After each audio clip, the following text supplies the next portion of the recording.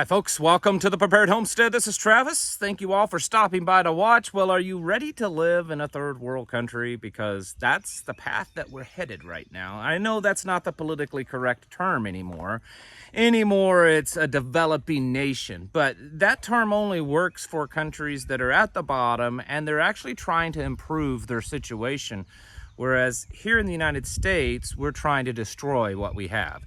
At least that's what it appears like. And it just seems like we're getting to the point that we're almost at every day there is something significant that's happening that's hurting the whole system. System overall. I can remember back a couple of years ago, it was, once every few weeks, once every maybe 2 or 3 months. And then it got to where it was every other week and then once a week. And now there's things that are happening on a very regular basis, almost daily. And it just reminds me, my memory goes back to that interview that John Kerry did at the World Economic Forum when they asked, it was after Joe Biden was elected and before he took office, and they asked him if he felt that Joe Biden was ready to take the helm and to lead America into the Great Reset. And John Kerry's response is that he is ready with speed and urgency to carry us into the Great Reset. And so thinking back upon that and now looking forward till now and seeing that stuff is happening almost on a daily basis, it makes you wonder who's in control and is all this stuff that's happening being orchestrated. Many of you, including myself, firmly believe that it is. We are watching a grand orchestration of collapse. And then that's where we're headed. So folks, this is why we talk about all the time about getting ready, getting your house in order, preparing, because we're watching a controlled demolition of our whole system. And I want to talk about a few things that are, kind of important today. Before that, I want to show you this t-shirt. I'm not selling this, so this isn't something I'm selling, but a listener sent this to me. Apparently he makes them just for himself and friends, and didn't want me to give out his name, so I won't, but I do want to say thank you for sending me the t-shirt. I like it, and I will be wearing it.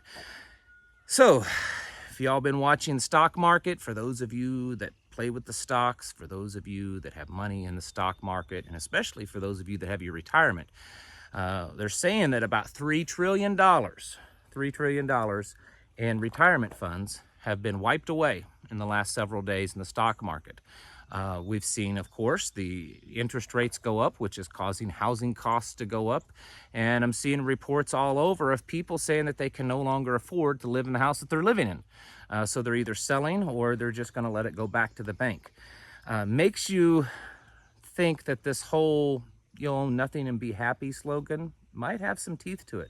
I mean, think about the first time you heard that. Some of you may have been just weeks or months ago, but many of you probably heard that slogan a year or two ago. And you kind of chuckled and, this is what they're planning. And here we are now, and we're watching skyrocketing gas prices, skyrocketing food prices, skyrocketing everything, and your retirement plans and your investments being wiped away on a daily basis. That "you'll own nothing and be happy" slogan kind of has some meaning to it, doesn't it?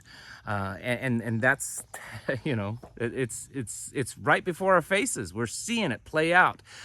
Here's something that,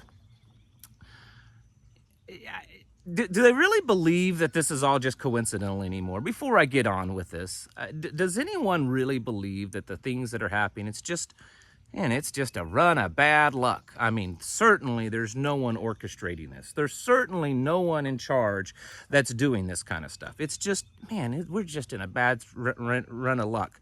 The whole Abbott company that makes the baby food formula, the baby food formula that's been in short supply for months now.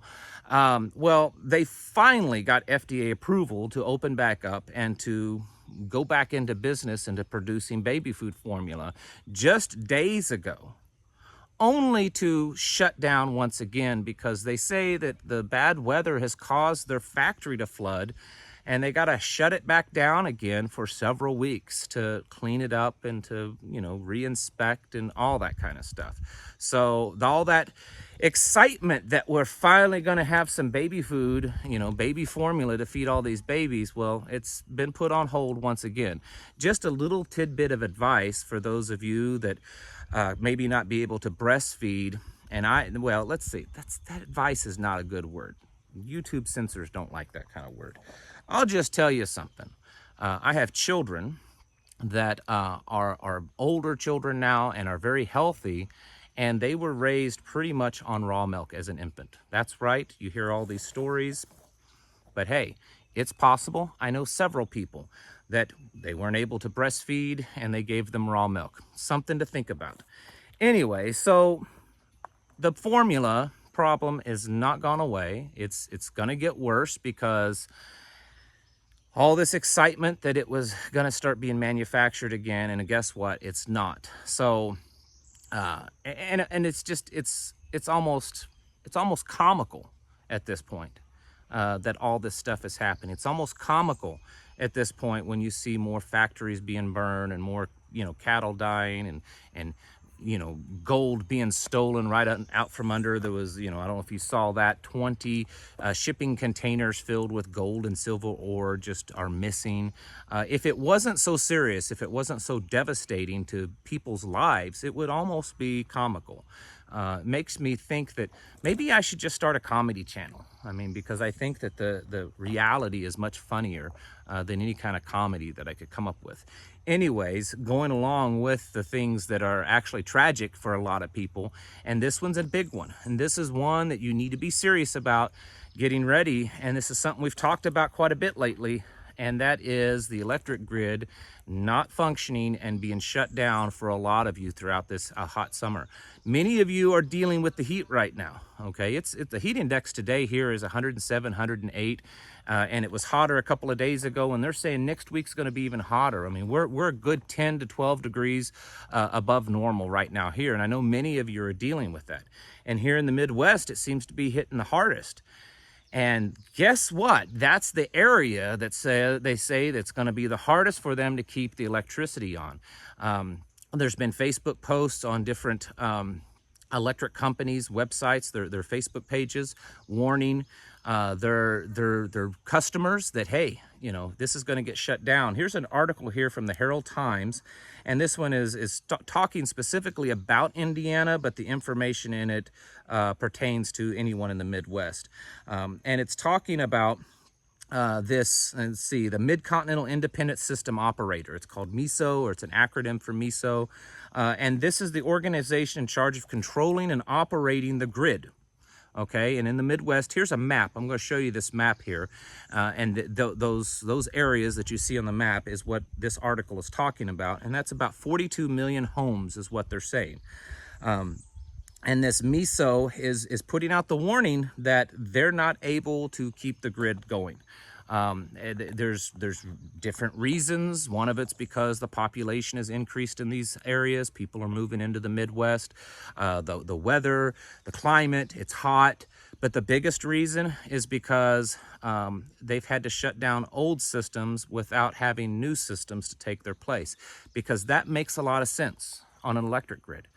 To shut down old, systems producing electricity. In other words, the coal, the gas-fired, and even some nuclear plants are being shut down, and they don't have anything to replace them. And there's at least a 2% negative in generation capacity. But here's the thing. When I first started this video, I said, are you ready to live in a third world country? We're getting to that. In this article, it gives you some tips on how to prepare for the extreme heat. Now, this is the United States. We're supposed to be, most of you were raised in the United States. Some of you are immigrants, and some of you watching are in other countries. But the point is, and we're talking about the U.S. right now, for those of you that's lived your whole life in the U.S., you know what I'm saying. We've always been told that we're the biggest, we're the strongest, we're the wealthiest, we're the most luxurious, we've got the best of everything. Except now we don't. We're watching everything we have around us be destroyed. Here are some tips that this article has to help you for the extreme heat. Temperatures are projected to be higher in the summer in many parts of the country, and here are some ways people can stay safe in the extreme heat. Drink lots of water. Well, of course, wear loose-fitting clothing, lightweight clothes. Open your windows at night. That's right, because I don't know, what it's like where you're at, but here in the southern parts of the country where there's a lot of humidity, it may not have that blazing sun at night, but it's still pretty doggone hot. In fact, the other night, I believe the overnight temperature was like 87, 88 degrees. But you open the windows at night because, that's better. I mean, you want to not have a cool night to sleep. Keep your fridge and your freezer closed to preserve food. I mean, that's pretty much that's a common thing. Check your carbon monoxide detector for whatever reason. And then this one, sit in your car's AC to cool down as a temporary solution. So they can't keep the grid going, but you need to go out and sit in your car and run it, paying $5 and $6 a gallon for the gasoline in your car, and run your car to cool off, because heaven forbid they can't keep the electricity on in your house so that you can actually keep cool. Just run your car. If you go on down in the article here, and it talks some more, and it's saying here that you can go to community areas to cool off, like a mall where they still might have access, because, we got to keep the electricity on for big businesses, kind of like during the whole lockdowns of the mom and pop stores got shut down because those weren't essential, but the big box Walmarts and Home Depots, well, those are essential.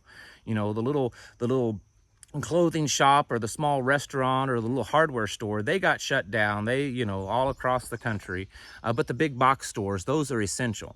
And so in the same way, your home is not essential. Your home, it's going to get hot. They're not telling you. I can't find anything that of anyone giving estimates on how long these rolling blackouts might last.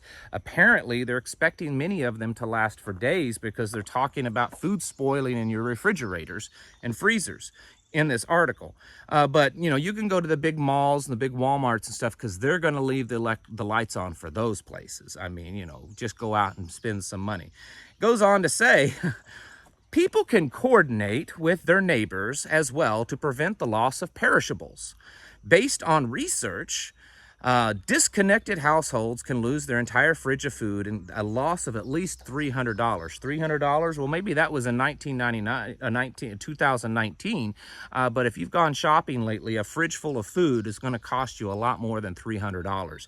And so what they're doing is they're saying to coordinate with your neighbors, because you might have a neighbor that's on a different part of the grid, and their electricity is still working. So everyone in the neighborhood is going to take all their perishable items and go stick them in the neighbor's house that still has electricity, so that their food can stay up. This is what they're telling people, because we're the biggest and the best and the strongest nation. We have the best economy. I mean, we're being told by the president and by the press secretary that we're dealing with the strongest economy we've ever had, that people are in the best place that they've ever been economically in the United States. And yet we're being told to prepare to lose hundreds of dollars in our refrigerator of food, and that everyone on the block needs to go down to the street, wherever someone that might still have electricity going on, and shove all their food in their freezer, or sit out in your car and pay $5, $6 a gallon to run it so that you can cool off and not die. This is where we're at in America, folks. This is the you'll own nothing and be happy. You're not going to own anything because you're not going to be able to afford it, because it's not going to be there, because they're destroying it. And they're taking away every bit of infrastructure, stability, and system out from under our feet. And then you're going to be left with nothing. This is the world we're living in. And this is really why you should be preparing. It's not just because, the normal little, food prices have gone up, or there could be a little outage or anything. You really need to be preparing, because they are changing the whole world around you. And if you're not prepared enough to be self-sufficient, if you're not prepared enough and having communities and networking with other communities of like-minded individuals, then your only options are going to be to give in to the beast system, which is what they're building, this fourth industrial revolution, this great reset. This is why you need to get your houses in order, folks. This is why you need to be prepared in every possible way that you can. I believe I said it on my Patreon channel last night or the night before. In the past, I have told people, excuse me, I think I have a bug in my throat.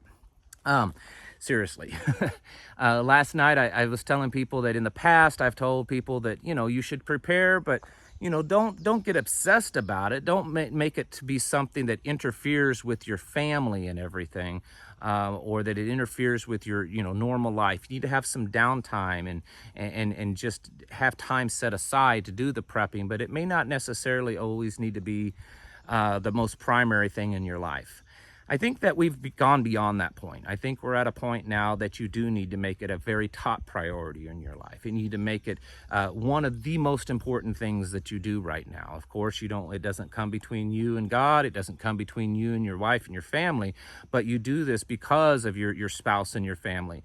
So I think it needs to be a very important part of your life right now, of getting your house in order, preparing yourselves mentally, physically, and spiritually, because we are watching the collapse and the reset all around us. Thank you all for watching, and I'll catch you in the next video.